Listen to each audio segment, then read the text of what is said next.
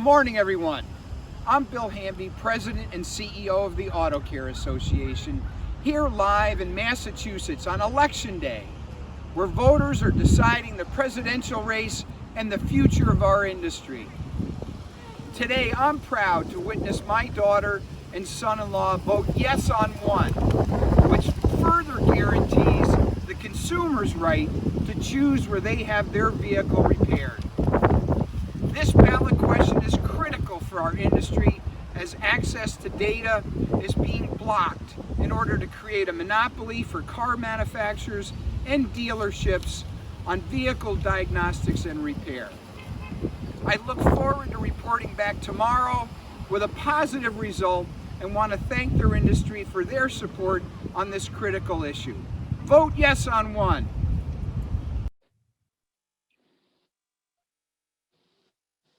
Well, good afternoon, everyone. I'm Bill Hanvey, President and CEO of the Auto Care Association, and greetings from Beacon Hill here in Boston, Massachusetts. And I am thrilled to report that Massachusetts voters have spoken loud and clear yesterday and approved our right to repair ballot question by an overwhelming majority. This was truly an industry event and an industry-wide initiative that required engagement at all levels of our distribution chain. With me today are just a few of those people that were instrumental in making this a success. Please welcome Aaron Lowe, our Senior Vice President of Government and Regulatory Affairs here at the Auto Care Association. Ray Pullman, the President of the Coalition for Auto Repair Equality or CARE. Tommy Hickey, our undying spokesperson for the Right to Repair Committee, who has been working this absolutely feverishly and did a great job. Michael Bohr, President of the Allied Auto Parts. And finally, Rich Benoit, the owner of Electrified Garage. Welcome, everybody. This was the most expensive ballot question in Massachusetts history. We prevailed with our voters with about 97% of the precincts reporting or the votes counted by a 75% margin. So all of us in the industry should be congratulated for that. And this was truly a grassroots effort. And the Right to Repair Committee had more than 1,600 shops participate, many of whom worked the polling stations yesterday to assure a positive outcome. The car makers spent nearly $30 million in their fear campaign, which necessitated the industry to not only step up in terms of their engagement, but just as importantly, financially. And I want to thank CARE, O'Reilly, Advance, Napa, AutoZone, and of course, the Auto Care Association, through its unwavering board support, was able to counter the aggressive OE campaign. Support also came from individual companies, donors such as LKQ and Dorman, our family-owned distributors that make AWDA great, and our friends at AASA. There's also many other companies who supported this campaign, and my heartfelt thanks to all of you that participated. So what does it mean now that the voters have spoken? Well, it's a landmark piece of legislation that gives the owners the control of their in-vehicle mechanical data. Mechanical data needs to be available directly from the vehicle to independent shops if authorized by the owner or DIYers. It requires a standardized and open access platform on all vehicles, and it prohibits the car companies from restricting access to OBD systems unless standardized across all makes and models. So very comprehensive, and now really the work begins on our side. So I'd like to engage the panel and ask all of you a few questions. And Ray, let's start with you. So Ray, how did this effort in 2020 differ from the first efforts in 2012 when the first question was passed? Well, Bill, first of all, thank you and welcome everybody. Well, for sure, we're all 8 years. So we're 8 years older than we were in 2012. But Right to Repair actually started 20 years ago, and there's two of us on this panel who has sort of made it our life's work for the last 20 years. Aaron Lowe and myself, for sure. But last night was a culmination of that 20 years of work. We started at the federal level. We bounced around the halls of Congress for 7 years and got nowhere because of incredible influence that the car companies and their dealer networks have on Capitol Hill in Washington. We moved to a state strategy in 2008. We chose Massachusetts, and we enlisted the help of Michael Bohr and his colleagues to help us with legislation. We were getting nowhere. We finally, our lobbyists had an epiphany that we would go the referendum route, which we did. And the right to repair referendum was approved by 86% of the voters in the Commonwealth in 2012. In 2012, we deliberately omitted telematics. And the reason we did that was the technology was relatively new.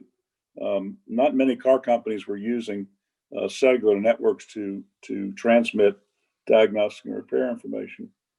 And also back in 2012, a lot of our installers, our professional technicians, realized that they were not getting all the diagnostic and repair information that they needed, or they would have to pay out the wazoo to try to get that. So there was an immediate need, actually much more than of an immediate need than there was in 2020. So we were very successful in getting that passed. We were able to parlay what happened in Massachusetts into a national memorandum of understanding with the car companies. And your association has been monitoring compliance. And for the most part, the car companies are behaving the way they're supposed to. Now we got telematics, and telematics now, with the result of yesterday's vote, and once that vote is certified, will become law in the state of Massachusetts, that now telematics is included. And all we ask for, as you all know, is the mechanical data that is being generated off those vehicles. And the implementation date is with the 2022 new car year. And I know Aaron Lowe is going to talk about next steps a little bit coming up, but I just want to add my thanks to not only the membership of CARE, but certainly the membership of AutoCare and those 20 or so companies that so generously contributed to the ballot committee to enable us to be successful. And thanks also to because this was a team effort, and I hope going forward that this industry realizes that, and that we are able to attract more partners in our efforts on the government side of things.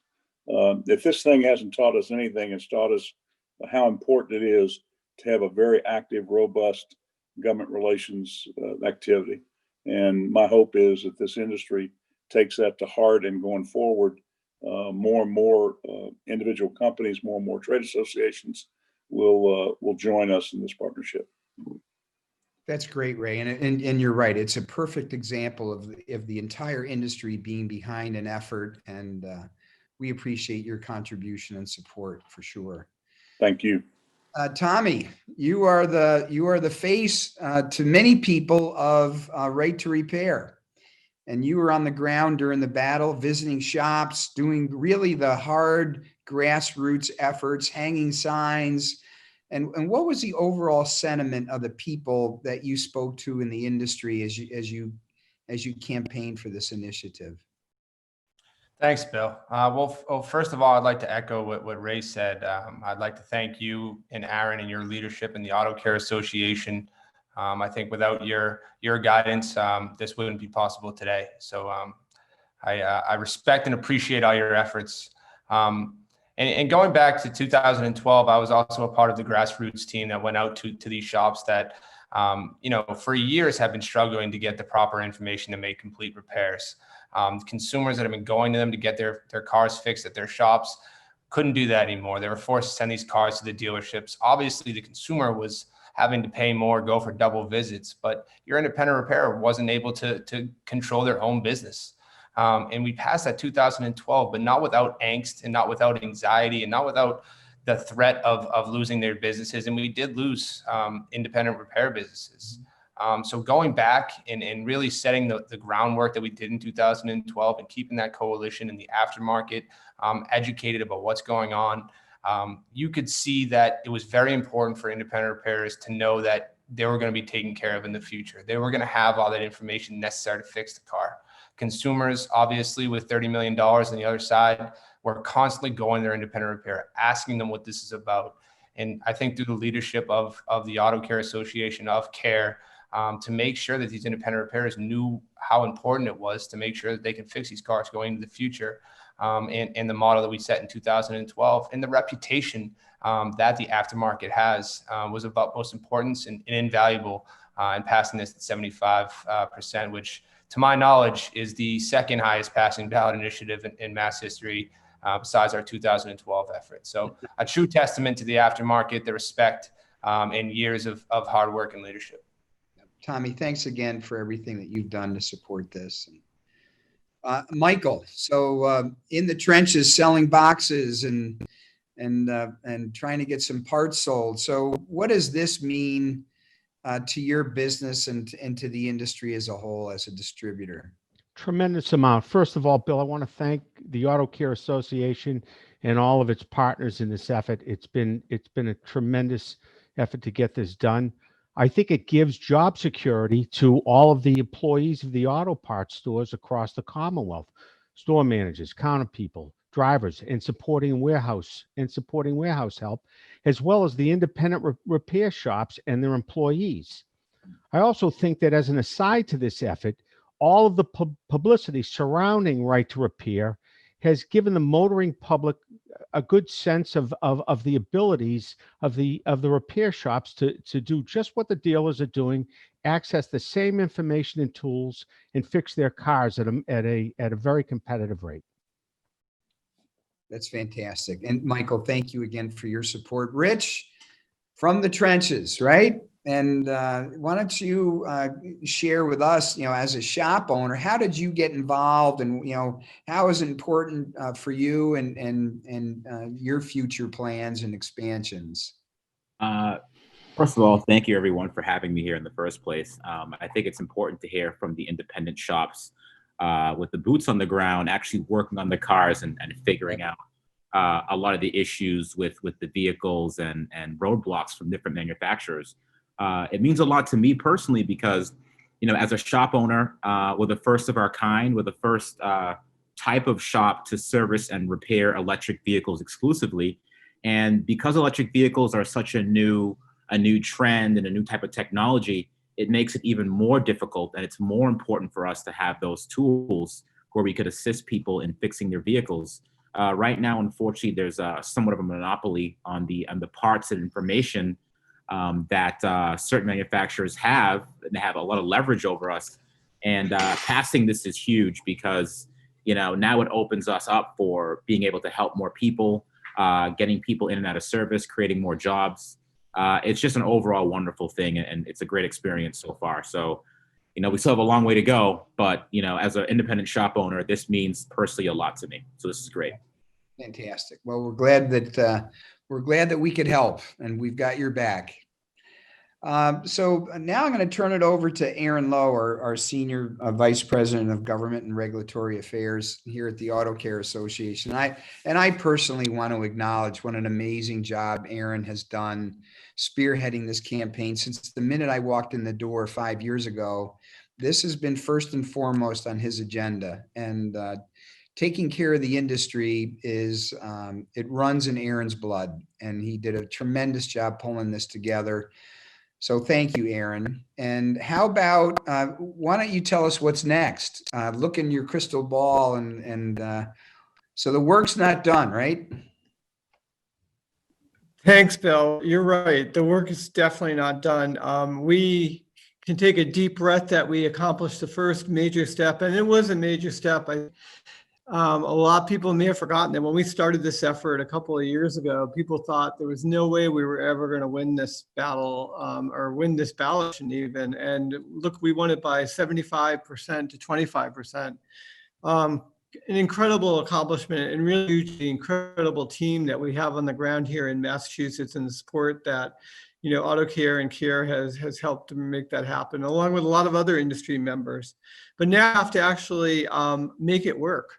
We won the battle to get, the people have overwhelmingly said want choice. They want to be able to have control of their mechanical data.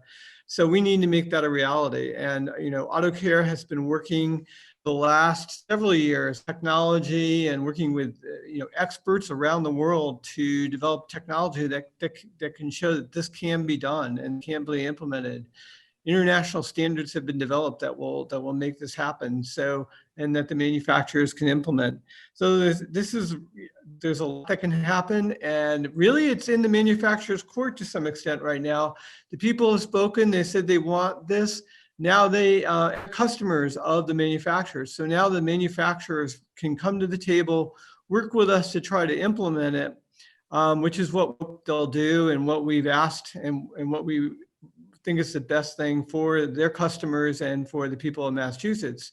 Of course, they have other options too. They could try to fight this in court. They could go to the state legislature and try to change it, but the overwhelming support that this has gotten make it pretty important that we actually work together to get this implemented as soon as possible. And I think this needs to be done by model year 2022. So there's definitely not much time to wait. We have to start right now. And so we're ready to go. We're ready to get started. We're also looking at the future. We want this to be a national effort, and we're going to talk in the next panel about federal efforts that will take what we did in Massachusetts and hopefully translate that into benefits for the entire nation.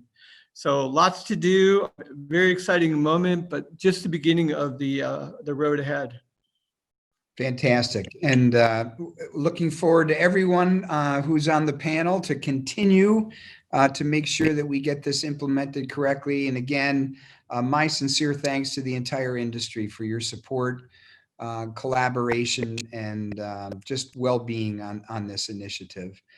We're going to transition to the next panel, but we did want to set you up with a few of the commercials that had been run either against us or in support of us. So as we transition to the next panel, stay with us.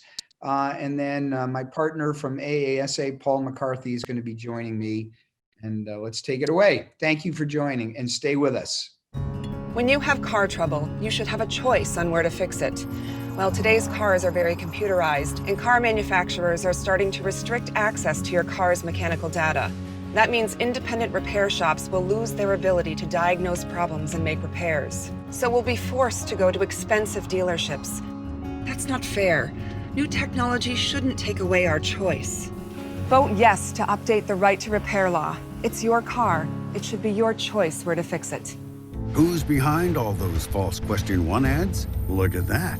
It's the big out-of-state automakers spending millions to try to scare you. Because the automakers will make billions with a monopoly on car repairs by forcing you to their expensive dealerships.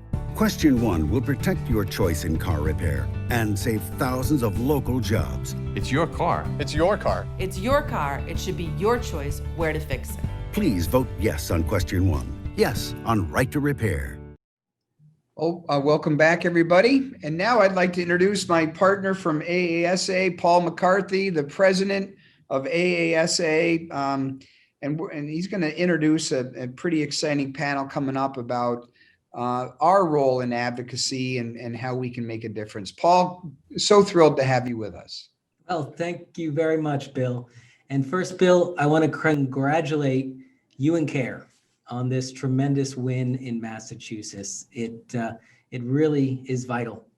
And ASA and the aftermarket supplier community, we're proud that we were able to contribute to this effort.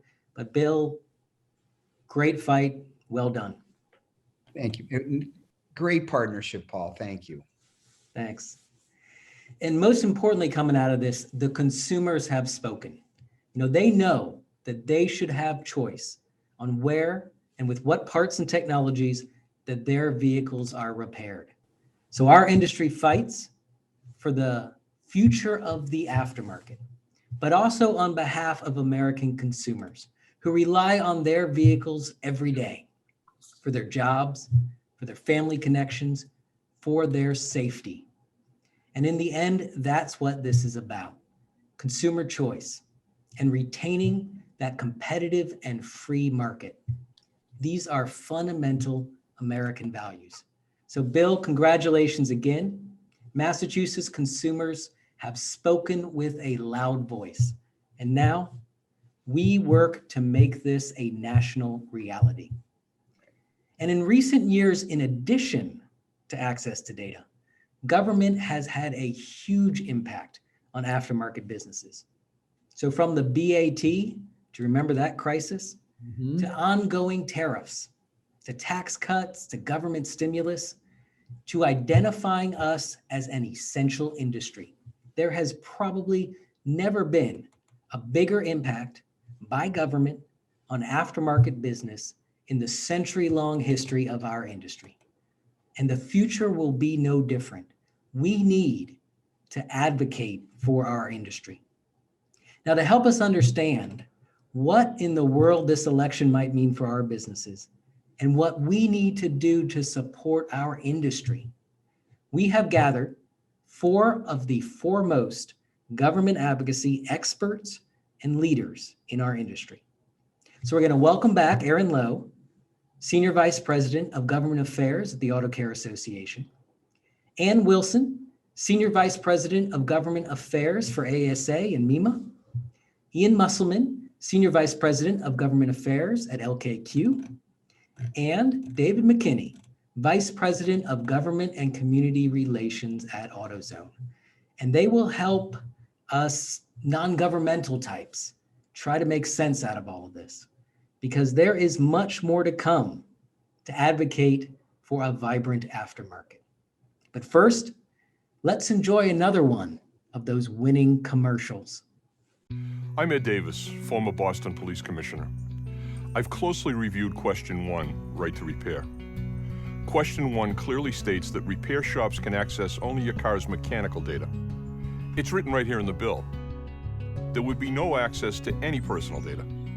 That's a dishonest attack by the big automakers who want a monopoly on car repairs. Please join me and vote yes on Question 1. Yes on Right to Repair. It's your car.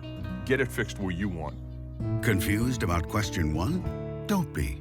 The impartial Massachusetts Voter Guide says Question 1 would provide access to only mechanical data. Consumer Reports supports Right to Repair because more competition will improve service and decrease prices. The Boston Globe endorses Yes on 1 as the right path forward for Massachusetts. And 1,500 local independent repair shops support Yes on 1. Vote yes on Question 1. Good afternoon and welcome back. It's really been a pleasure to listen to the previous panel and to have a conversation about what's been going on in Massachusetts. I'm really pleased to be here today with Ian, David, and Aaron, and really trying to take a look at what other opportunities they have, what challenges are in front of all of us as we work through the rest of 2020 and into 2021. I would like to add my congratulations to Aaron and the whole Auto Care team, as well as the whole team from CARE and the entire industry for the efforts in Massachusetts. I think this sets us up well to have a really good debate up on Capitol Hill about the role that consumers need to have about their own personal data and the role that we need to have as the aftermarket to be able to help consumers retain their vehicles and retain that value in their vehicles. Aaron, did you want to add a few comments? I know that you're having a little bit of technical difficulties in Boston, but you want to add a few things before we get started with the whole program? Well, first of all, Ann, thank you. I'm sorry, all of a sudden everything went dead here in Boston. I don't know if connection's good, but I'm really excited to be here. This was obviously really exciting in Boston, but now we turn our sights on the national election, and it's not quite as certain at this point where we are in the national election as it was here in Boston. So we have I'm looking forward to dissecting where we are right now and how the aftermarket's going to act. So Aaron just made a mention of the election. We obviously had an election yesterday. For those of you who haven't picked up a newspaper or turned on a television. Ian, I'm going to start with you, and David, I'm going to move to you afterwards. You know, even in the state of where we are right now, with the presidential election not called for any one candidate, for either President Trump or Vice President Biden, what are some of your key takeaways from yesterday? Thanks, Ann, and thank you and AASA and Aaron and Auto Care for having me today. Congratulations on a great win in Massachusetts. What we are seeing here following yesterday is really what we were told was going to happen with a potential blue wave running through the United States Senate and the administration, and a larger majority for the Democrats being drawn out in Congress is exactly what is not unfolding. We are looking at potentially a smaller majority in Congress held by the Democrats. We are looking at the Republicans retaining control of the Senate, and maybe a flip in the administration. I don't think we are going to know those results for quite some time. But really, what I see this as is the voter didn't want to be told how to vote. They made their own choice with the candidates that they were presented. And how that is analogous to what happened in Massachusetts is really important. The voters in Massachusetts didn't want to be told how they have to repair their vehicles. They want to have the choice. They want to be able to choose how their vehicles are maintained and repaired. And I believe that we saw that with the Massachusetts right to repair. Now we've got to work forward to see how we can work with both the Democrat majority-led House and the potential Republican majority Senate, and however the administration gets ironed out, we're going to have to work with all of them. So, you know, one of the things I've been saying for a long time, talking to members and industry folks, is we are a very closely divided country. And that really became very clear last night. David, how about you? You know, anything that you particularly, you know, think is a key takeaway for the aftermarket when they're looking at the election results? First off, Ann, thank you and AASA and Aaron with Auto Care Association for putting together today's meetings and events in AAPEX overall. You know, really, the more things change, the more they stay the same was a takeaway. You know, what we learned is a leading issue to the voting public at the federal level still revolves around jobs, the state of our economy, especially during a time where we've experienced both radical swings. You think about it from a historic standpoint, we were, you know, months ago still at around 15% unemployment, which was the highest rate of U.S. joblessness since the Great Depression, to fast forwarding a few days ago where we saw 33% GDP. So the economy matters, jobs still matters. And really, you know, one last point, and Bill Hanvey mentioned it in his opening, we saw the importance, particularly on the advocacy side, of grassroots. I think that personal touch, the grassroots, really matters, and probably matters more so than it ever has. Hopefully we'll have a little bit of time later on to delve into that topic. Yeah, definitely, for sure. I think that's something that the aftermarket needs to, we're in every community and we're all over the country, and we need to take full advantage of that in the fights that are ahead of us.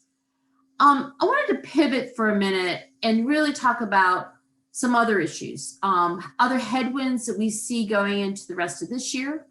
I know Bill and Paul both mentioned, you know, some of the challenges that we've all had with COVID and making sure that the aftermarket is considered an essential industry. I know that I've spent a lot of time, I know Aaron spent a lot of time in the last 4 years on trade issues, whether it's China tariffs, steel and aluminum tariffs, USMCA. So obviously some real significant headwinds going forward on there. Now, when I talk to our members, one of the big concerns is workforce. You know, do we have enough workers ready to come into our shops?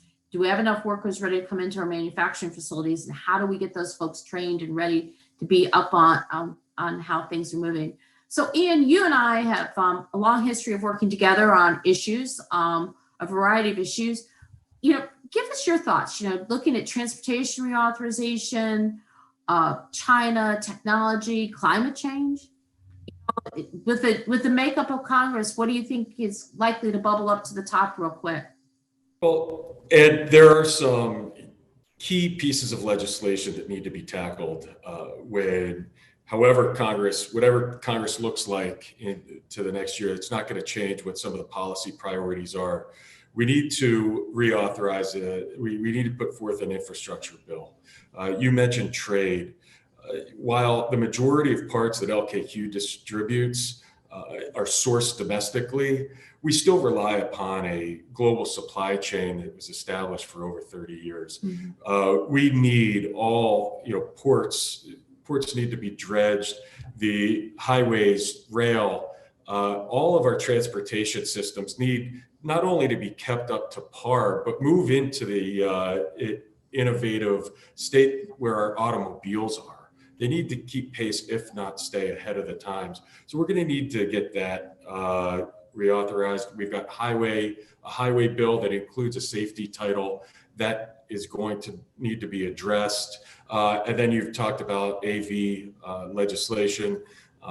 We need to make sure that the innovation, the companies are able to innovate, but without sacrificing the safety of the consuming public.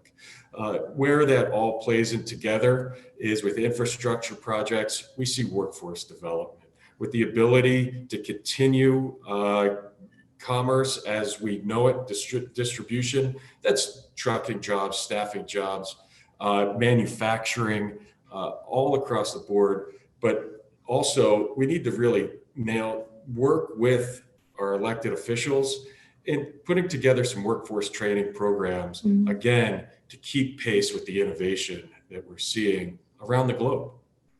Yeah, I think that's a real interesting idea. I mean, those of us who are old and remember when highway reauthorization were called highway bills, but there's a lot of things that are wrapped up in a transportation reauthorization. And a lot of times you can get projects in there for exactly like you're saying, training. I think the previous panel talked about the need to be able to have access to data, but we also need to be able to train service mechanics and other service people to be able to work on those vehicles. And it's an opportunity to say to folks, here, help us there. We can help you with the jobs, but you got to help us with the training. Well, and you make a great point. When you're putting innovative products on the road, those innovative products need to be maintained and repaired. We're speaking about a vehicle that is essentially operating on its own. We need to make sure that they are maintained and repaired with quality parts by trained professionals. The independent aftermarket and the independent service centers, along with the OEM, they can be trained, they can be there, and that's a lot of jobs. Yeah. So, Aaron, you and I have shared quite a few stages or panel discussions over the last 4 years when we're talking about trade. I don't even think I want to recount how many of them we have. I do think that I know that you may share my concern that when we look at some of the tariffs that have been put in place by President Trump, no matter who's in the White House, they may not be unwound. So what is your feeling for, what this industry is going to be looking at when they look at trade and look at, as Ian just mentioned, this global supply chain and how we keep that vibrant for our domestic industry?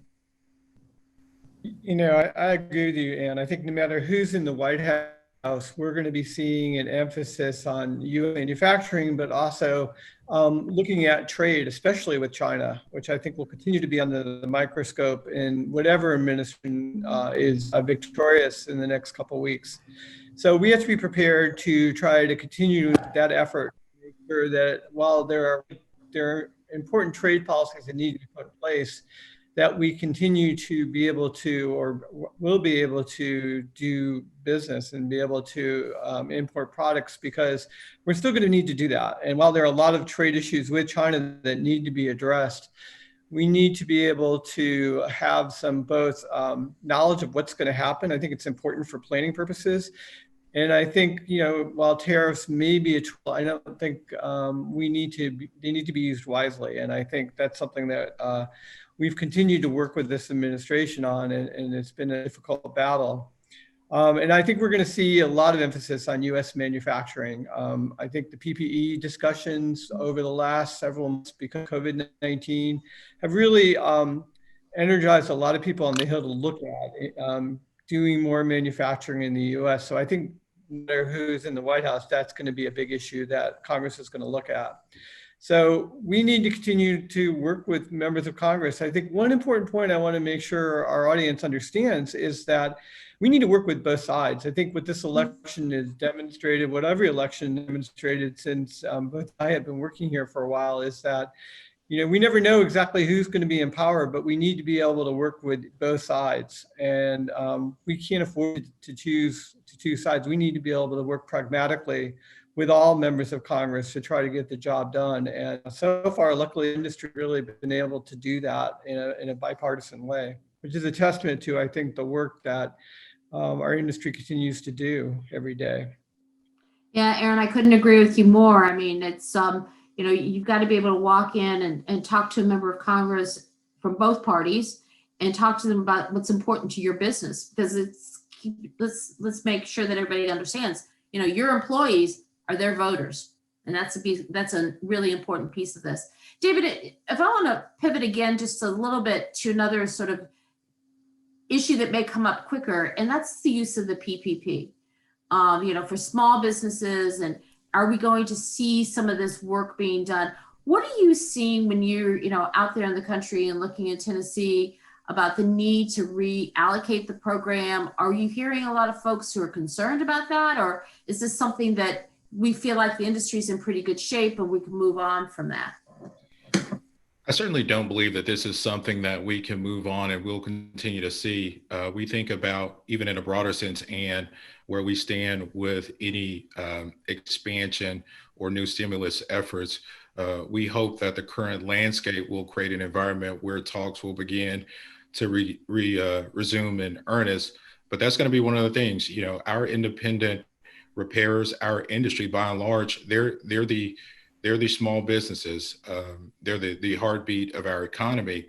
And certainly PPP has been a critical component to keeping their doors open. Another one that we didn't discuss, but I'd like to bring up is the COVID-19 litigation protection. Yep. It's going to be critical for businesses, small businesses, essential businesses to have that. I mean, it's a symbiotic relationship with that, and getting the workforce back to where we need to be, and growing and strengthening our economy to have that in place. That's a must-have for all in the industry. Yeah, I mean, I think one of the successes for the aftermarket was in the late spring, we were seen by most states, it's an essential business. And everybody rolled up their sleeves, figured out the safe way to bring their employees back, to be able to bring their customers back. I mean, I think many of us heard some of that same conversation yesterday in some of the opening sessions about that real need to do that. But now to turn around and say that the trial bar might be there, looking to for litigation, is just astronomically important that we address that. And we've really got to double down and make sure that members of Congress understand this. It affects all the industry. Don't think it's just the big pockets. It affects everybody. So, we talked about trade, transportation reauthorization, our immediate needs to work on things. I know that we're going to be working together, Aaron, and I'm really looking forward to our continued efforts, collective efforts together to address data access in Capitol Hill. So I kind of want to shift it over to you. I think one of the things we have to talk about is people are sitting there scratching their heads going, wait a minute, we just had this great victory in Boston. What are y'all doing? Are you just trying to have, a complete employment package here? Or are you really this necessary? And I know Aaron, you and I and Ian and David have been working on this together for quite some time. And we really think that's important. So I'm going to shift it over to you to try to make sure that everybody understands why we think it's important. And look forward to everybody's questions as we move through the panel too. Yeah, and we won in Massachusetts, and it's important, but I think we all know the big prize is getting this done on a national basis. We absolutely have to have data access and data control for car owners around the United States. And so we need to pivot to look at the national scale on right to repair and data access. And so we're working together with our partners with AASA and with AQ and AutoZone and with other coalitions to try to make sure that we have a federal bill next year on data access. Not just data access, but a lot of the other competitive issues that are going on in our industry. We face a lot of challenges in our industry because of the work that's being done by the manufacturers, both in marketing and also in how they're building their vehicles and embedded software and collision parts that are requirements for OE parts in different states. So we have a large problem, and we need to look at it on a broad scale. So the legislation we're working on seeks to address the data issue, certainly, but also looking at a lot of the other competitive issues that we're facing that have been addressed in some states, but have been sort of not addressed on the federal level. And try to get the FTC, the Federal Trade Commission, which has really not taken a really strong role in ensuring competition in the repair industry. And they really need to be at the forefront of this. And so the legislation that we're all working on and hopefully will be introduced early in the next session will attempt to move the FTC into a proactive stand in making sure there's a competitive industry and a fair industry for consumers to get their cars repaired. And so we're really excited about this effort, and we're excited to continue to work with you and with LKQ and AutoZone and the Car Coalition that has been put together with insurance companies and consumer groups to have a successful effort. I think the Massachusetts effort, one of the great things, it's really kind of focused everybody's attention on this issue. And certainly this vote is going to get a lot of attention on Capitol Hill. So it gives us a perfect opportunity to pivot from there and use it as a springboard to get federal legislation and continue this effort to make sure that our industry is competitive into the future. So like I said, we're really excited about this effort. I know my team is energized and ready to go for next year. And no matter what happens in Congress and the administration, we're going to have our heavy task to beat the manufacturers on this issue. Yeah, absolutely. There's no doubt about it. Ian, David, looking forward to joining with the effort. We were making a joke about when we could all get together, not just virtually, of putting some teams together, but let's talk about why this is so important for us to do this federal effort on top of what the great work that's been done in Massachusetts. Yeah, and I think what we have seen in privacy and what CCPA in California, the Large Privacy Act to protect consumers, what we've seen there is a concern that other states then release their own privacy laws, and we've got a patchwork solution.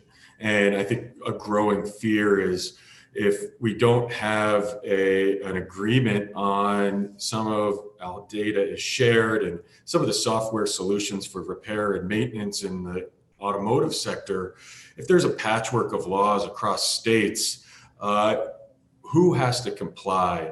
And as we've seen with the pandemic, it's highlighted one thing, and that is the growing number of vehicle miles traveled and how much folks in their regions are hitting the road, hitting their own vehicles. The RV, heavy duty aftermarket space industry has really grown because the automotive fleet is aging, and we're going to see that. The one good thing is the manufacturers are building cars that stay on the road longer, and the independent aftermarket has to be prepared to keep those on the road. And we're going to need a federal framework for those that are continuing to travel across state lines to get their vehicles maintained and repaired as they're traveling more and as their vehicles are aging. And so, David, let's talk about this a little bit and what the role of everybody who's listening in today. They're going, okay, these folks, you've got a suit on, but they're all going to sit here in Washington. They can take care of this, and I can go back to my business. No, we got to have everybody involved, and let's flesh that out a little bit. Great point, Ann. Not a chance. This is a one team total effort for us. I believe it was Tip O'Neill who probably most notably and famously said that all politics is local. That's certainly true for grassroots advocacy, which is really the core of what we're talking about. It's no longer viewed as a supplement to professional lobbying. It's an absolute element for any successful campaign. One of the takeaways I hope we can accomplish today with this session, despite my suit and your fancy necklace, Ann, is to demystify some of the false constraints really associated with everyday individuals being supremely effective with being engaging with lawmakers and regulators. We saw this most recently, once again, a theme here, Massachusetts, with engagement level from over 1,600 independent repair shops and even customers. Elected officials, their staff, they need to be able to put a face with an issue that will negatively or positively impact them. It's one thing to say, look, this impacts a broader region, the country, but when you say this impacts me, this impacts my family, this impacts your constituents, the people that I employ or that you employ, that's real and that's powerful. And that's really at the core of it. And one of the things that I'll hit on that's ironically positive about COVID is the acceptance, not necessarily the advancement, but the acceptance of the virtual environment, which I believe only enhances the importance of grassroots efforts. You take away some of the setbacks and barriers that's associated with resources for everyday ordinary individuals to either fly up to DC or fly out somewhere, overnight stay accommodation. We can do it online, we can do it virtual, it can be seamless. And this is where we work with the associations to get that accomplished. Yeah, that's absolutely true. I mean, members of Congress and their staff more than happy to meet with particularly their constituents. And Aaron, I know you and I talked about this a little bit. One of the things I'd like to see this industry do is take advantage of this time between now and the end of January to have members of Congress and their staffs into their facilities, or come by and see. They could be outside. It doesn't necessarily need to be inside a facility if there's some concerns about it. Yeah, I think that's a great point. I think we are doing meetings, in-person meetings with some legislators. They are occurring. But even if you can't get that meeting and get a Zoom meeting, reach out to your legislator and have that visit or that meeting, whichever, but to make sure that they understand, who you are, what you add to the community, that you're a vibrant part of that community and keeping their citizens on the road. This is a great opportunity in the next months, kind of like the very beginning, like spring training. You're starting off again and you have a new Congress coming into place and you have the opportunity to try to become a player in the district and get your member of Congress to understand it. So do it, and either association or member of one of the two groups, reach out to us. We'll help you set up those meetings. We'll make sure that they happen. And I think people that have done it have seen great results. One of the great things about these meetings, and I think COVID-19 really raised that, is you don't really want to start developing that relationship when you have a problem. When you develop that relationship and then you have a problem, you can reach out because you already know who you are, and that's the time to do it before you have those problems. And when COVID-19 started, we started having issues in the state and local level. A lot of companies started reaching out to their members for the first time, and those that already had that ongoing relationship with their legislator really benefited from that. So we're urging members to really take the time to do that right now. And as you said, Ann, this is the perfect time to do it. Yeah, it would be great to see some visits, and David and Ian and Aaron, I think the four of us need to help members do this collectively. Let's show them what the aftermarket is, that it's not, a manufacturer or just a shop or something else. It is a wide range of businesses that impact their people. I think the other thing that we've seen is a lot of people don't want to get on mass transit, don't want to get back in carpools. So they're having to get their vehicles to last them longer. And that's going to be a concern to members of Congress too. Well, and you alluded to it. It's also a constituent issue. It's a consumer issue. Aaron mentioned the CAR Coalition, which is consumer access to repair. coalition, which is a voice for those consumers to make the choice of where and how they get their vehicles repaired. That's equally as important to the great, wonderful businesses that are members of AASA and of Auto Care. It's those voices that also need to be heard, and that's a group that could speak up on their behalf. I think we've seen a lot of reaction pre-Massachusetts, and I anticipate a lot, hearing a lot from Capitol Hill post-Massachusetts on that consumer voice that now they've been heard, and what is going to take place across the country. I think it's exciting to see that we will all work together on over the next couple of years. Yeah, absolutely. And I'm often reminded, now probably more than ever, that we have a financially fragile consumer. And to Ian's point, we have to be there to be the voice for them. Mm-hmm. So David, one of the things I was going to say is we probably have some folks in the audience who said, yeah, I've been to one of your fly-ins. I know what it's like to go see members of Congress, but when I'm with 25 other people, yeah. But doing it myself, not real comfortable with that. You got any tips on how to get started? I mean, obviously we're here to help, but you've put a lot of these efforts together. What should people be thinking about, and how should they be approaching this? How important is that going to be for this effort? Well, it's extremely important. And to your initial point, you don't have to go it alone. We're certainly here. You can use the resources here. I would say that there is strength in numbers, but if you organize a small coalition, no one knows your story better than you do. No one knows your business, the pressure points better than you do. We can go up there and tell your story, but it will not have the same impact, because one of the things that you can do that we can't generally in most settings, you can vote. You can vote for that specific member of, the House or the Senate or wherever it may be. So your story. Go in there and be yourself. I'm the only one here with a tie on. I think Ian's representing the people today. But no need for a fancy suit or whatever. Go in as you are. If it's your repair uniform, do that. Be comfortable.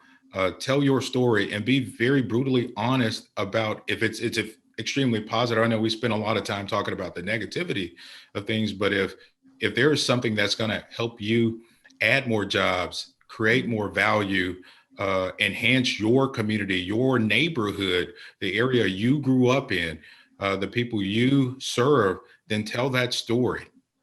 Yep, it's so important. Ian.